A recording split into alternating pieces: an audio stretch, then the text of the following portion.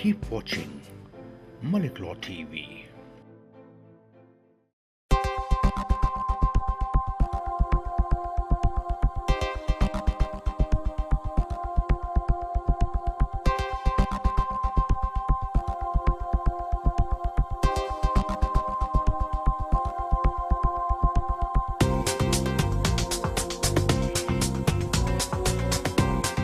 नाजरीन, welcome to the show. मैं हूं आपका मेज़बान अदील मलिक। इस प्रोग्राम में जिसका नाम है लीगल और पेश किया जाता है आपकी खिदमत में हर पीर की शब 8 से 9 बजे तक मलिक लॉ चैम्बर सोलिसिटर्स के ताउन से मलिक लॉ टीवी पे। नाजरीन, इस प्रोग्राम के 2 सेगमेंट होते हैं। प्रोग्राम के पहले हिस्से में मैं देता हूं आपको इमिग्रेशन लॉ के मतलब अपडेट्स, और प्रोग्राम के दूसरे हिस्से में मिस्टर अली देते हैं आपको आपके सवालात के जवाब। अगर आपके पास भी कोई सवाल है इमिग्रेशन लॉ के मतलब तो आप भी हमें लिख सकते हैं। हमारा ईमेल एड्रेस है info@maliklaw.tv और हम पूरी कोशिश करेंगे कि आपके सवालात आने वाले प्रोग्राम्स में शामिल करें। नाज़रीन, इसी के साथ आगाज़ करते हैं प्रोग्राम के पहले सेगमेंट का और बढ़ते हैं इमिग्रेशन अपडेट्स की जानब। अब नाज़रीन, जिससे मैं आपको पहले भी बताता रहता हूँ, इमिग्रेशन लॉ का जो एरिया है वो बहुत तेज़ी से बदल रहा है। बहुत सी चेंजेस इस एरिया में हुई हैं गुज़श्ता कुछ सालों में और बहुत सी आने वाले कुछ अरसे में एक्सपेक्टेड हैं। नाज़रीन, एक जो आपको मैं शुरू करता हूँ मेजर चेंज आने लगी है नेक्स्ट मंथ से, वो है जो अमूमन होम ऑफिस वाले चेंज करते हैं अप्रैल के मंथ में, कि वो एप्लीकेशन फॉर्म चेंज करते हैं और फ़ी बढ़ाते हैं। तो मेरी यही आपको एडवाइस है कि अगर आप एप्लीकेशन कर रहे हैं या इरादा रखते हैं एप्लीकेशन करने का, तो मेक श्योर करें कि आप होम ऑफिस को करेक्ट फ़ी भेज रहे हैं और up to date form home office को भेज रहे हैं। अब नाज़रीन, एक्सपेक्टेड जो है कि होम ऑफिस वाले फ़ी इंक्रीज़ कर देंगे उन एप्लीकेशन के ऊपर जो उन्हें मिलेंगे 6 अप्रैल या 6 अप्रैल के बाद।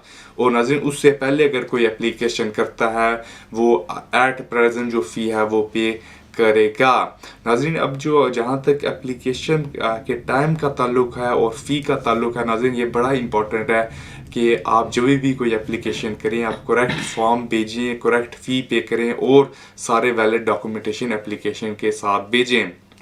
अदरवाइज नाज़रीन, होम ऑफिस अमूमन एप्लीकेशन इनवैलिड करके वापस कर देते हैं ऑन द बेसिस कि करेक्ट फ़ी नहीं भेजी या करेक्ट फ़ोटोग्राफ एप्लीकेशन के साथ नहीं भेजा एप्लीकेंट ने। उससे एप्लीकेंट की इमिग्रेशन हिस्ट्री पे बहुत फ़र्क पड़ता है। और नाज़रीन, अगर हम नज़र डालें जो लॉ इंट्रोड्यूस किया गया था होम ऑफिस की जानब से अक्टूबर 2012 में, उसका यही मेन पर्पस था कि अगर कोई ओवर स्टे अपना वीज़ा करता है विदाउट एनी वैलिड रीज़न और वो ओवर स्टे करता है 28 डेज से ज़्यादा, तो उसकी एप्लीकेशन आगे वाली रिफ्यूज़ कर दी जाएगी ओनली ऑन द बेसिस कि एप्लीकेंट के पास at the time of application valid visa या valid leave to remain UK में नहीं थी। नाज़रीन, इसी तरह अगर होम ऑफिस वाले अगर इनवैलिड एप्लीकेशन करके वापस भेज दें तो वो एप्लीकेशन कंसीडर नहीं की जाती।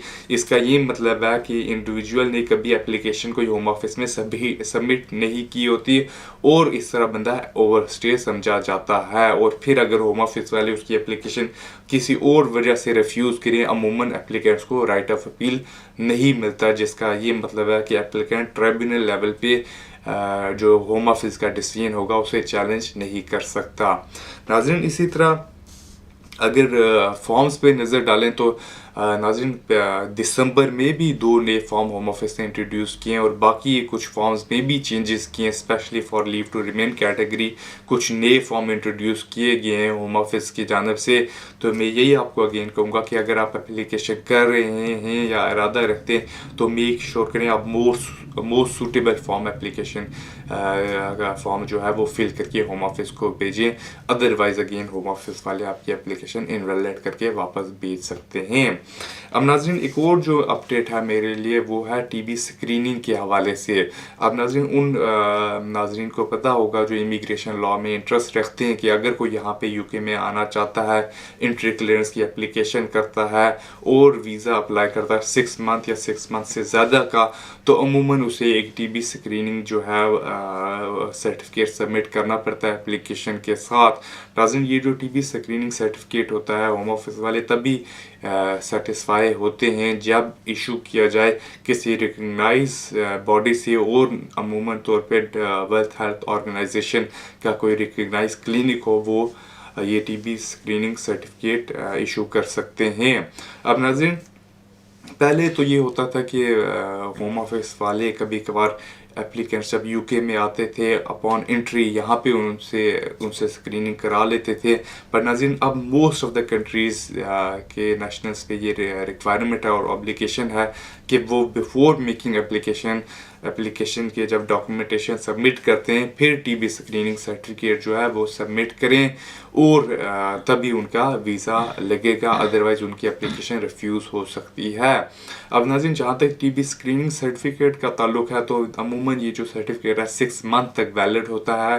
बट अगर किसी ने एप्लीकेशन की है और eight the time of application जो स्क्रीनिंग सर्टिफिकेट था वो वैलिड था, but after submitting application home office के पास जब डॉक्यूमेंट्स थे या ब्रिटिश हाई कमीशन के पास जब डॉक्यूमेंटेशन थे, तब सर्टिफिकेट रिफ्यूज़ हुआ है, तो इन सर्कमस्टांसेस में एप्लीकेंट को घबराने की कोई ज़रूरत नहीं है। होम ऑफिस वाले उसका सर्टिफिकेट जो है एक्सेप्ट करेंगे। नाज़रीन, इसी तरह बढ़ते अपनी नेक्स्ट अपडेट की जानब, और ये जो अपडेट है नाज़रीन, यह है यूरोपीय यूनियन के हवाले से। अब नाज़रीन, जैसा मैंने आपको पिछले वीक भी बताया था कि 2007 में रोमानिया और बुल्गारिया ने EU ज्वाइन किया था, और उस वक्त इनके ऊपर एक रिस्ट्रिक्शन लगा दी गई थी यूके गवर्नमेंट की जानब से। वो ये थी कि बुल्गारिया और रोमानियन नेशनल जो हैं उन्हें डायरेक्ट एक्सेस नहीं होगी लेबर मार्केट की यूनाइटेड किंगडम में। नाज़रीन, ये जो रिस्ट्रिक्शन थी ये ख़त्म हो चुकी है 1 जनवरी 2014 से। नाज़रीन, इसका ये मतलब है कि अब अगर कोई यहाँ पे नेशनल है बुल्गारिया या रोमानिया का, उसे होम ऑफिस से परमिशन की नहीं ज़रूरत, वो काम कर सकता है, जिसका मेजॉरिटी ऑफ मेंबर स्टेट्स के नेशनल हैं वो काम कर सकते हैं। नाज़रीन, पहले ये होता था बुल्गारिया और रोमानिया नेशनल को स्पेशल परमिशन लेनी पड़ती थी होम ऑफिस से, और उसके बाद ही वो काम कर सकते थे यहाँ पे यूनाइटेड किंगडम में। बट अब ये ख़त्म हो गया, बुल्गारिया और रोमानिया नेशनल जो हैं वो काम कर सकते हैं विदाउट एनी परमिशन, और ट्रीटी राइट एक्सरसाइज कर सकते हैं यूनाइटेड किंगडम में। नाज़रीन, इसी के साथ टाइम होता है छोटी सी कमर्शियल ब्रेक का। मिलते हैं ब्रेक के उस पार मज़ीद इमिग्रेशन अपडेट्स के साथ। कहीं मत जाइएगा, देखते रहें मलिक लॉ टीवी।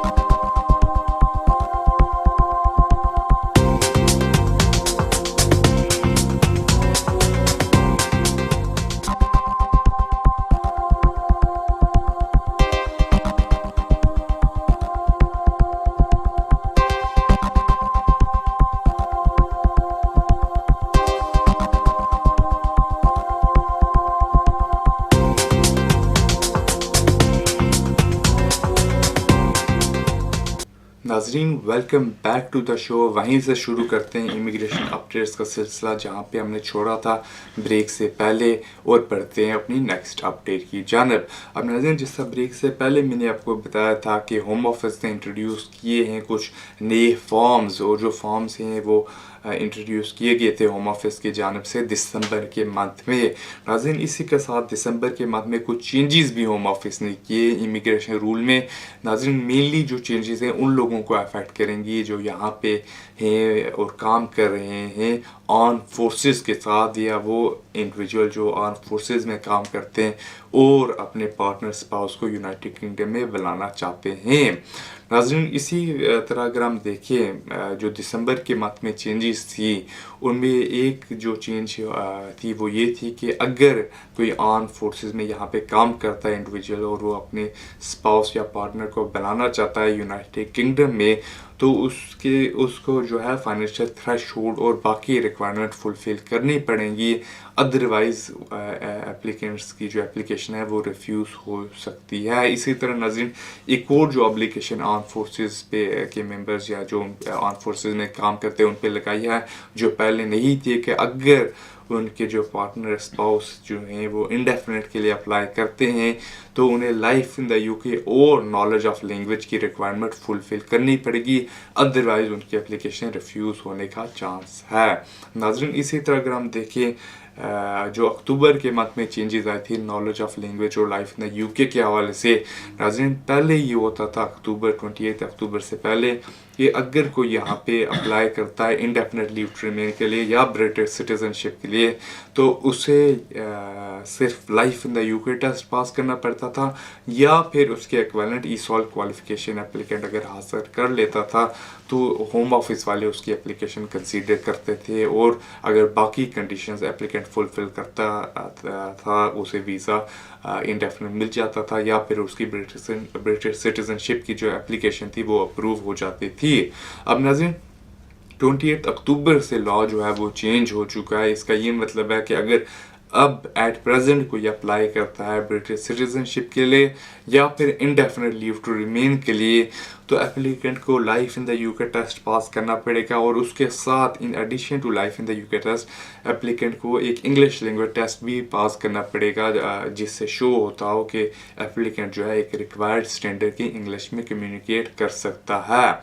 अब नाज़रीन ऐसे लोग जो किसी मेडिकल रीज़न के बायस ये टेस्ट पास नहीं कर सकते तो अमूमन वो एग्जम्प्ट होते हैं, उन्हें मेडिकल एविडेंस भेजना पड़ेगा एप्लीकेशन के साथ जिससे शो हो कि वो एग्जम्प्ट हैं इस रिक्वायरमेंट से और इसी तरह होम ऑफिस वाले उनको फोर्स नहीं करेंगे कि वो ऐसा टेस्ट कोई पास करें जो उनके लिए पॉसिबल नहीं है।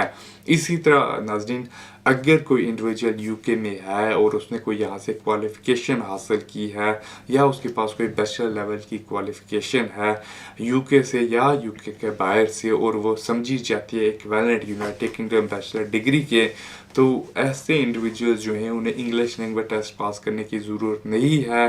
वो अपनी क्वालिफ़िकेशन यूज़ कर सकते हैं टू प्रूव कि वो इंग्लिश में कम्युनिकेट कर सकते हैं। इसी तरह नाज़रीन अगर कोई ऐसा इंडिविजुअल है जो मेंबर है किसी ऐसी कंट्री का या नेशनल है किसी ऐसी कंट्री का जो majority English speaking country consider की जाती है तो ऐसे इंडिविजुअल को भी इंग्लिश लैंग्वेज टेस्ट पास करने की ज़रूरत नहीं है क्योंकि उसका ऐसी कंट्री से ताल्लुक़ है जिधर इंग्लिश मेजॉरिटी स्पीकिंग लैंग्वेज है। तो as far as English language का ताल्लुक़ है तो एप्लीकेंट अगर सिर्फ अपना ओरिजिनल पासपोर्ट भेज दे तो वो फुलफ़िल करता है ये कंडीशन। नाज़रीन इसी तरह अगर हम देखें अक्टूबर के मंथ में जो शुरू के दिनों में चेंजेस आई थी उनमें एक जो मेजर चेंज थी वो पीबीएस डिपेंडेंट के हवाले से थी। अब नाज़रीन पॉइंट बेस्ड सिस्टम डिपेंडेंट का जहाँ तक ताल्लुक़ है तो जब से पॉइंट बेस्ड सिस्टम इंट्रोड्यूस किया गया था होम ऑफिस ने इमिग्रेशन रूल काफ़ी क्लियर किया रखे थे कि अगर कोई point based system dependent visa apply करना चाहता है तो उसे वापस कंट्री ऑफ ओरिजिन जाना पड़ेगा और वहाँ से लीव टू इंटर लेके आना पड़ेगा, एंट्री क्लियरेंस वीज़ा लेके आना होगा। कोई एप्लीकेंट स्विच नहीं कर सकता point based system dependent category के अंदर यूनाइटेड किंगडम से। अब नाज़रीन पिछले ही साल जून के मंथ में एक केस किया था कोर्ट में और कोर्ट ने ये डिसाइड किया था जब उनके सामने क्वेश्चन यही था कि वेदर ये जो एप्लीकेंट्स को फोर्स करते हैं कि वापस कंट्री ऑफ ओरिजिन में जाएं और वहाँ से एंट्री क्लियरेंस लेके आएँ ये वैलिड रिक्वायरमेंट है कि नहीं, अगर एप्लीकेंट को वीज़ा यूके से भी मिल सकता है। तो उस वक्त नाज़रीन कोर्ट ने ये डिसाइड किया था बिल्कुल अगर एप्लीकेंट को यूके से वीज़ा मिल सकता है तो एप्लीकेंट यूके में अप्लाई करे और होम ऑफिस उसको यूके में वीज़ा दे रादर देन उसे वापस कंट्री ऑफ ओरिजिन भेजे और वहाँ से एंट्री क्लियरेंस वीज़ा लेके आए एप्लीकेंट। नाज़रीन इसी डिसीजन को मद्देनज़र रखते हुए होम ऑफिस ने इमिग्रेशन रूल जो हैं चेंज कर दिए हैं 1 अक्टूबर से। इसी तरह नाज़रीन मैं ये भी बताते चलूँ होम ऑफिस की जो अपील है वो पेंडिंग है अभी इस डिसीजन के अगेंस्ट कोर्ट में और वो हेयरिंग भी आप समझे अप्रैल के मंथ में होगी। बट फिलहाल नाज़रीन अब पॉसिबल है अगर कोई यहाँ पे पॉइंट बेस्ड सिस्टम के ऊपर है या किसी और वीज़ा कैटेगरी के ऊपर है एक्सेप्ट विजिटर या फिर टेम्परेरी एडमिशन तो वो जो है स्विच कर सकते हैं पीबीएस डिपेंडेंट कैटेगरी के अंदर एज़ फार एज़ वो रिक्वायरमेंट्स पूरी करें, मेंटेनेंस शो करें और रिलेशनशिप शो करें। नाज़रीन इसी तरह बाकी जो रिक्वायरमेंट आई थी 1 अक्टूबर से मेनली जो थी उन लोगों के लिए थी जो यूके में आना चाहते थे किसी बिज़नेस पर्पसेस के लिए। अब नाज़रीन इसी तरह मैं आपको बताता चलूँ जो बिज़नेस विजिटर कैटेगरी है उससे मोर अट्रैक्टिव बनाया गया है होम ऑफिस की जानब से। इमिग्रेशन रूल जो चेंज हुए हैं उनमें एक प्रोविज़न ये भी है कि बिज़नेस विजिटर को ज़्यादा अख्तियार दिए जाएँ, ज़्यादा फ्लेक्सिबिलिटी दी जाए ताकि वो ज़्यादा से ज़्यादा बिज़नेस वीज़े का फ़ायदा उठा सके। इसी तरह नाज़रीन एक कैटेगरी थी पर्सपेक्टिव स्टूडेंट की, वो होम ऑफिस ने अबॉलिश कर दिया 1 अक्टूबर से। इसका ये मतलब है कि अब एप्लीकेंट्स जो हैं वो इस कैटेगरी के अंदर अप्लाई नहीं कर सकते पर्सपेक्टिव विजिटर के अंदर। पठान नाज़रीन जो इंडिविजुअल ऑलरेडी यूके में हैं पर्सपेक्टिव विजिटर वीज़े के ऊपर वो एक्सटेंशन के लिए अप्लाई कर सकते हैं, बट अगेन एक्सटेंशन जो होगी वो मैक्सिमम फॉर 1 ईयर होगी। उसके बाद एप्लीकेंट को वापस कंट्री ऑफ ओरिजिन जाना पड़ेगा और एंट्री क्लियरेंस वीज़ा लेके आना होगा। नाज़रीन इसी के साथ टाइम होता है इस प्रोग्राम सेगमेंट का ख़त्म। ब्रेक के उस पार मिस्टर अली मिलेंगे आपको आपके सवालात के साथ। कहीं मत जाइएगा, देखते रहें Malik.tv। Thank you.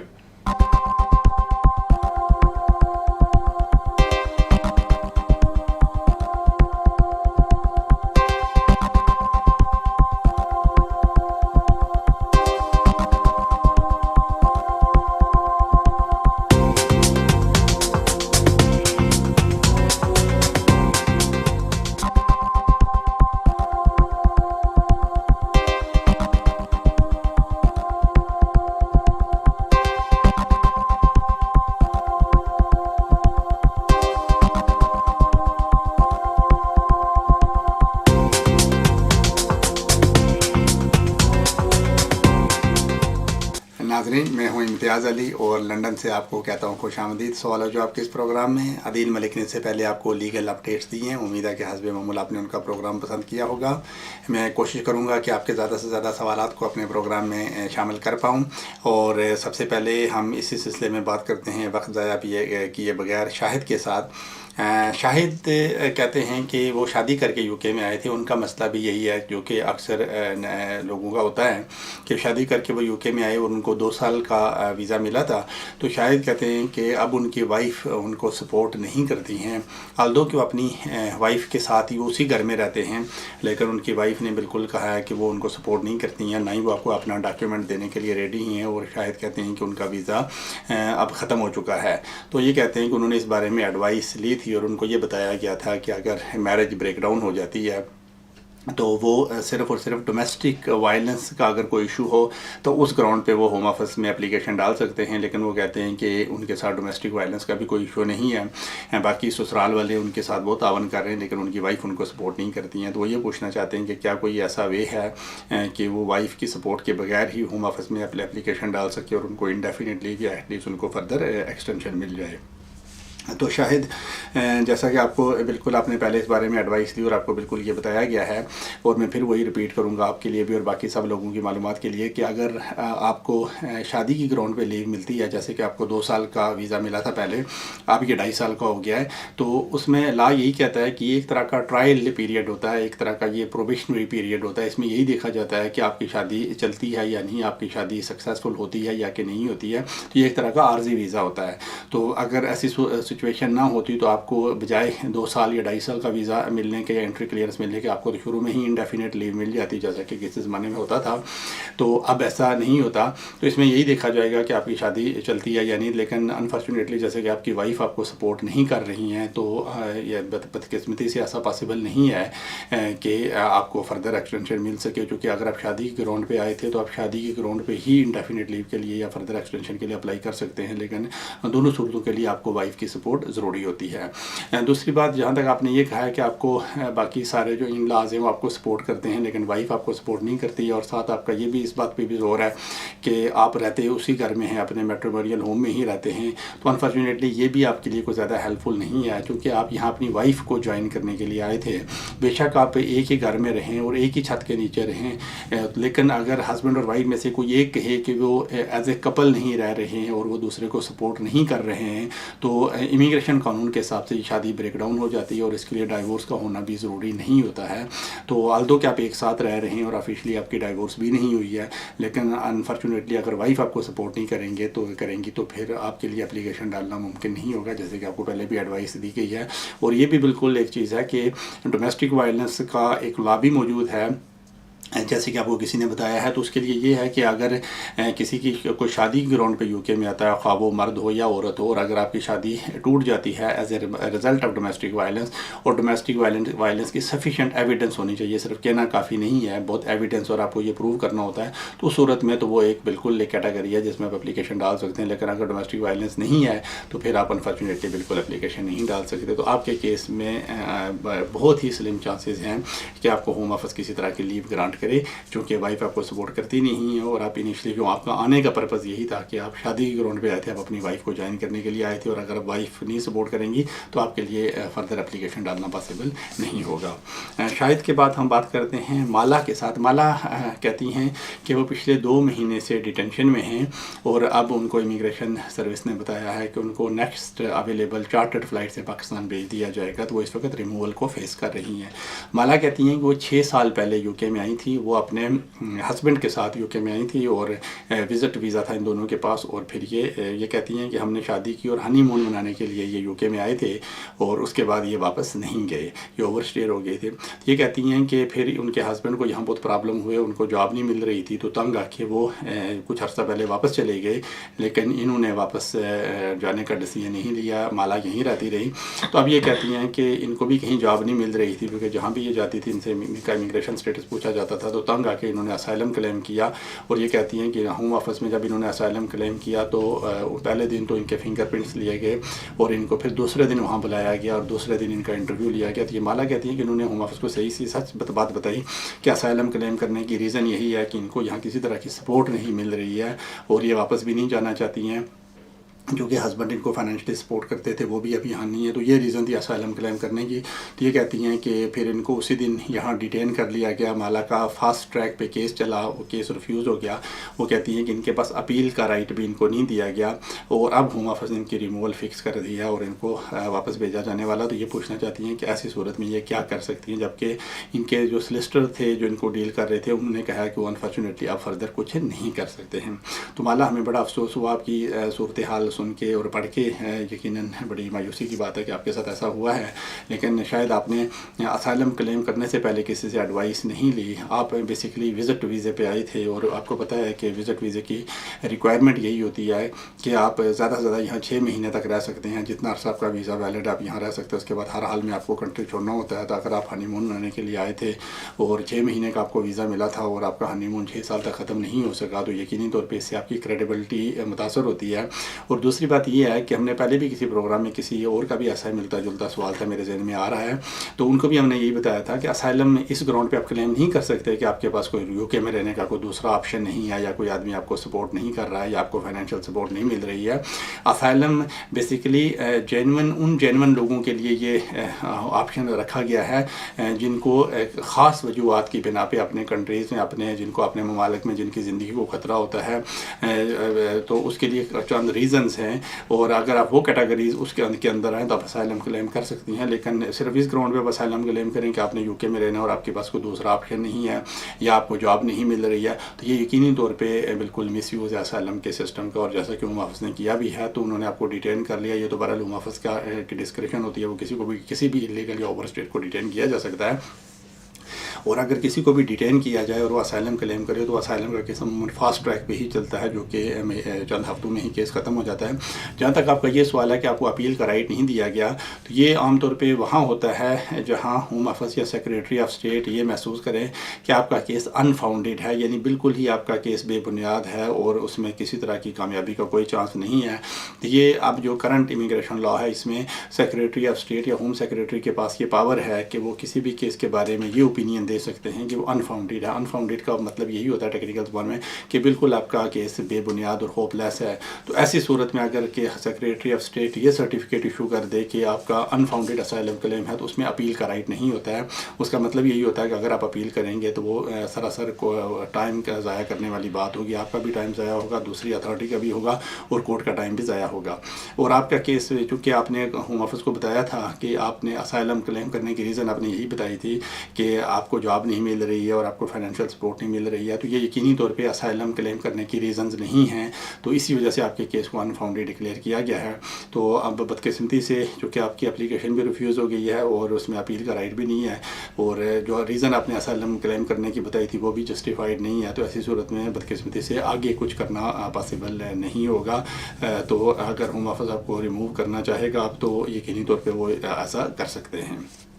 माला के बाद हम मंजूर के साथ बात करते हैं। मंजूर कहते हैं कि वो पिछले 18 साल से यूके में रह रहे हैं और वो कहते हैं कि उनको 2008 में इंडेफिनेट लीव मिली थी, इंडेफिनेट लीव उनको ग्रांट हो गई थी।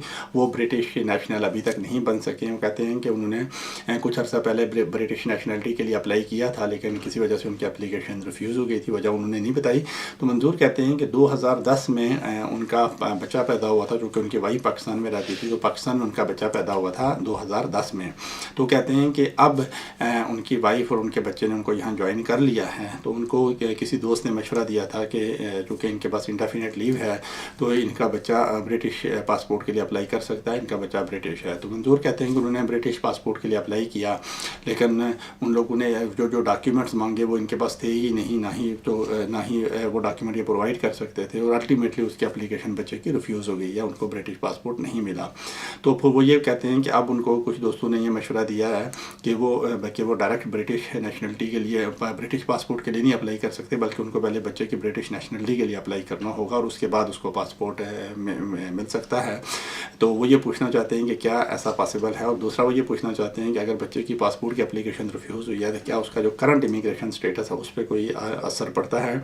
तो मंजूर साहब, अगर आपके पास इंडेफिनेट लीव है और आपका बच्चा पाकिस्तान में पैदा हुआ है तो वो यकीनी तौर पर वो ब्रिटिश सिटीज़न नहीं है। तो ये बिल्कुल आपको किसी ने गलत मशवरा दिया था। हाँ, ये ऐसा पॉसिबल होता है कि अगर आप ब्रिटिश सिटीज़न हैं और आपको ब्रिटिश नेशनलिटी ग्रांट होने के बाद आपका कोई बच्चा पैदा होता है, खा वो यूके के अंदर है या यूके के बाहर हो, अगर वो यूके के अंदर है फिर तो वो यकीनन ब्रिटिश सिटीज़न है और बाई बर्थ उसका तो कोई प्रॉब्लम नहीं है।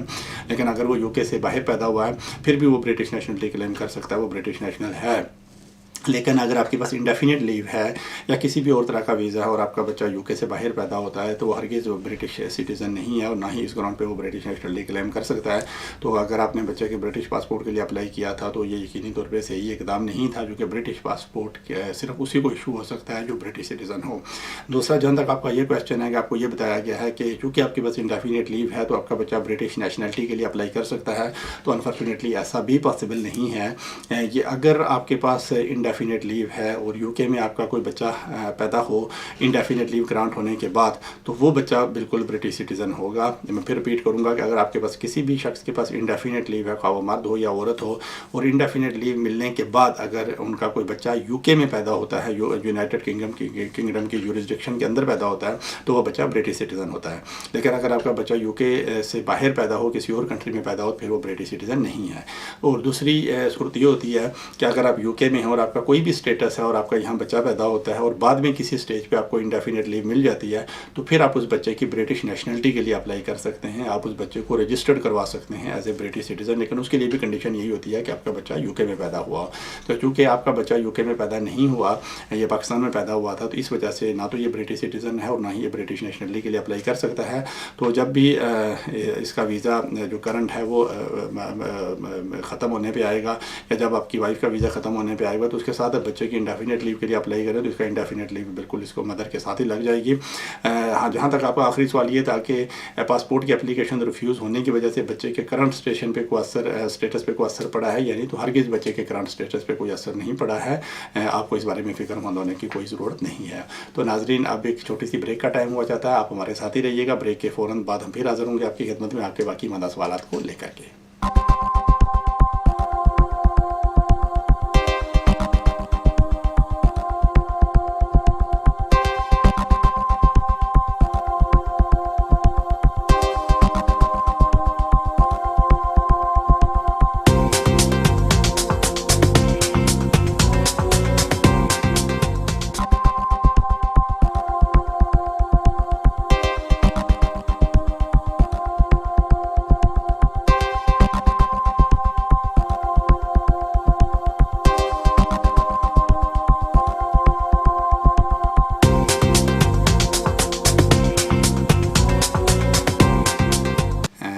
वेलकम बैक टू शो नाजरीन। ब्रेक पे जाने से पहले हम बात कर रहे थे मंजूर के साथ, जिनके बच्चे की ब्रिटिश नेशनलिटी का मसला था। अब हम बात करते हैं कैलाश के साथ। कैलाश कहते हैं कि वो पिछले 10 साल से यूके में रह रहे हैं। वो स्टूडेंट के तौर पे यहाँ आए थे और फिर वो कहते हैं कि उनकी एक जर्मन सिटीज़न के साथ उनकी शादी हो गई थी, एक यूरोपियन सिटीज़न के साथ, और इस ग्राउंड पे उनको 5 साल का रेजिडेंस कार्ड इशू हो गया था। उस वक्त उसको रेजिडेंस परमिट कहते थे। तो कैलाश कहते हैं कि अनफॉर्चुनेटली अब वो अपनी वाइफ के साथ नहीं रहती, उनकी वाइफ चली गई उनको छोड़ के, लेकिन उनका रेजिडेंस कार्ड अभी तक 3 साल के लिए उनका रेजिडेंस कार्ड वैलिड है। तो कैलाश कहते हैं कि उनका पासपोर्ट गुम हो गया और उस बारे में उनको यही बताया गया था कि अगर किसी के पास वीज़ा हो और उसका पासपोर्ट गुम हो जाए तो वो होम ऑफिस को अगर इन्फॉर्म करे, उनको नया पासपोर्ट अगर होम ऑफिस में भेजा जाए तो वो लोग वही स्टैम्प नए पासपोर्ट पर लगा के तो इशू कर देते हैं। तो ये कहते हैं कि उन्होंने 6 महीने पहले अपना पासपोर्ट होम ऑफिस को भेजा था और उनको साथ पुलिस रिपोर्ट पे लगाई थी कि इनका पासपोर्ट गुम हो गया है, और ये क्या समझते थे कि इनके पासपोर्ट पे वो लोग नई स्टम्प लगा के इनको वापस भेज देंगे। लेकिन वो कहते हैं कि होम ऑफिस से उनसे बहुत से डॉक्यूमेंट्स मांगे हैं। वो कहते हैं कि वाइफ का पासपोर्ट प्रोवाइड करें, वाइफ के काम करने की एविडेंस दें और ये एविडेंस दें कि कपल एक साथ रह रहा है। तो ये चीज़ें चूँकि वो प्रोवाइड नहीं कर सके तो वो कहते हैं कि इस वजह से होम ऑफिस उनकी एप्लीकेशन रिफ्यूज़ कर दिया और उनका पासपोर्ट भी अपने पास रख लिया है। तो कैलाश पूछना चाहते हैं कि क्या होम ऑफिस ने उनके साथ सही किया है, और अगर सही किया है तो फिर ऐसी सूरत में उनको फर्दर क्या करना चाहिए। तो कैलाश साहब, बिल्कुल लगता है आपने को प्रॉपर एडवाइस नहीं ली, शायद आपने इर्द गिर्द के लोगों के मशवरे पे अमल किया और आपने अपना पासपोर्ट भी गंवा दिया। तो ये बिल्कुल 2 तरह के वीज़ाज़ होते हैं। एक तो ये है कि जो वीज़ा आपको इमिग्रेशन रूल्स के हिसाब से मिलता है। फॉर एग्जांपल अगर आप स्टूडेंट हैं तो आपको यहाँ लीव ग्रांट हो जाती है, शादी के ग्राउंड पे आपको लीव ग्रांट हो जाती है, इंडेफिनिट लीव आपको यहाँ मिल सकती है। वर्क परमिट होल्डर या किसी भी तरीके से अगर आपको यूके में लीव ग्रांट होती है और किसी वजह से अगर आपका पासपोर्ट मिसप्लेस हो जाता है या आपका बायोमेट्रिक कार्ड गुम हो जाता है तो बिल्कुल उसका प्रोसीजर होता है कि आप होम ऑफिस में नई एप्लीकेशन डालेंगे और आप उसकी एक फ़ी होती है हर एप्लीकेशन की, वो आप पे करेंगे।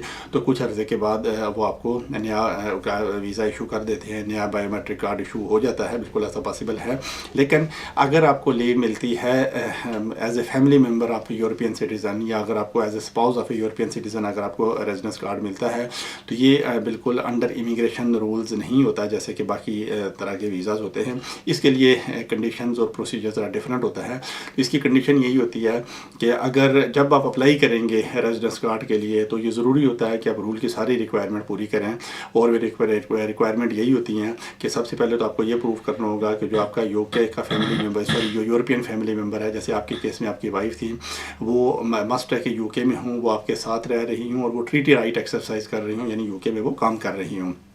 तो ऐसी सूरत में अगर होम ऑफिस सेटिस्फाई हो जाता है कि आप सारी रिक्वायरमेंट पूरी करते हैं तो वो आपको रेजिडेंस कार्ड इशू कर देते हैं, जैसे कि आपको इशू कर दिया गया था। अगर ऐसी सिचुएशन होती है कि आपका पासपोर्ट गुम हो जाता है, ये रेजिडेंस कार्ड आपका गुम हो जाता है, तो इस सूरत में बिल्कुल आप ऐसा नहीं कर सकते जैसा कि बाकी वीज़ा होल्डर्स करते हैं कि अगर आपका वीज़ा या पासपोर्ट या बायोमेट्रिक कार्ड गुम हो जाए तो आप डुप्लीकेट के लिए, रिप्लेसमेंट के लिए अप्लाई करेंगे।